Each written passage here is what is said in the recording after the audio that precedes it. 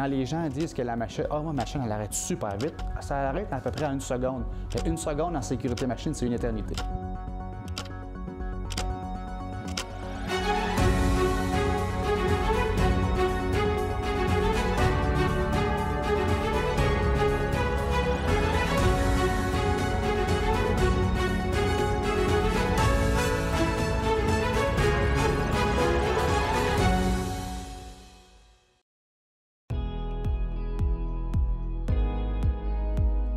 Bonjour tout le monde, bienvenue à cette deuxième capsule vidéo sur la sécurité machine.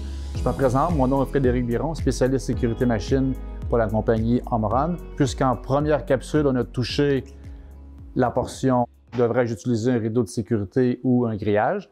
Alors maintenant qu'on sait qu'on doit utiliser un rideau de sécurité, si vous avez une application ou une machine qui a des projections de pièces, donc cette projection de pièces ne sera jamais protégée par le rideau, c'est-à-dire que la pièce, ça va être projetée. Oui, elle va traverser le rideau. Oui, ça va arrêter la machine, mais la pièce va peut-être me frapper ou me blesser ou m'envoyer quelque chose dans les yeux, même si je porte des lunettes ou peu importe. Donc, il faut faire attention à est-ce que mon application a la projection de pièces.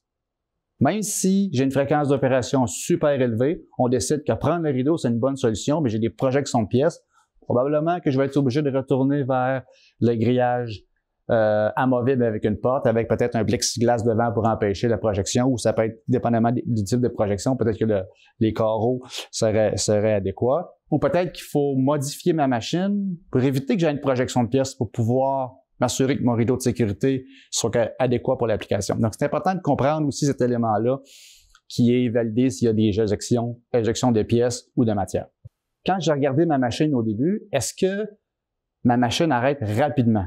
Si ma machine prend du temps pour arrêter, ça risque de pas être une bonne situation pour prendre le rideau de sécurité. La raison est simple, c'est que le rideau m'empêche pas physiquement de me rendre à la machine comme un grillage fixe où là, je dois ouvrir la porte ou fermer la porte. Le rideau va me laisser me rendre directement au danger ou à l'accès que j'ai besoin d'avoir. Alors, tout ça pour dire que la machine va arrêter en fonction du temps de réaction du rideau, le temps de réaction que la machine arrête, le temps de réaction du relais de sécurité, le temps de réaction des contacteurs. Donc, tous ces temps de réaction-là ensemble ont un impact sur est-ce que mon rideau, c'est une bonne solution ou pas. Pourquoi? Parce que quand j'installe un rideau de sécurité, je dois faire un calcul de distance de sécurité qui va me dire, bien là, si ton danger il est là, qu'est-ce qui justifie que j'installe mon rideau à une distance ou l'autre? C'est pas aléatoirement, puis c'est pas non plus installer un endroit où il fit bien sa machine-là, je vais l'installer à cet endroit-là. Quand on fait le choix d'un rideau, bien, il faut faire attention aux projections possibles qui pourraient arriver dans une application, ce qui pourrait nous limiter là, dans le choix du rideau ou de ce type de technologie-là pour se protéger. Le point que j'aimerais rapporter là, pour comprendre les différentes considérations, c'est important premièrement de voir l'application, de comprendre l'application pour faire l'appréciation du risque. Et la raison pour laquelle on fait l'appréciation du risque, c'est savoir quels sont les risques initiaux et qu'est-ce que j'ai besoin de faire pour le protéger. Mais de cette analyse-là va découler la fréquence d'utilisation. Et la fréquence d'utilisation, c'est mon élément principal pour savoir est-ce que c'est une bonne idée de mettre un rideau ou pas mettre un rideau. Donc, la fréquence d'accès au danger est super importante. Est-ce qu'il y a des projections de pièces? C'est important que je sache ça dans mon application. Est-ce que la machine arrête rapidement ou immédiatement dans n'importe quel cycle de la machine? C'est important d'avoir cette information-là. Le calcul de distance de sécurité va en découler.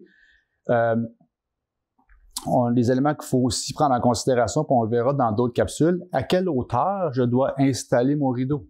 Est-ce que je dois installer mon rideau à cette hauteur-là ou à cette hauteur-là? Puis à quelle distance du sol je dois l'installer? Donc, ça, c'est des éléments qu'on va voir éventuellement sur d'autres capsules qui nous permettent d'expliquer, oui, on a choisi les rideaux, oui, c'est la bonne solution, mais à quelle hauteur du sol et à quelle hauteur maximum que je dois l'installer.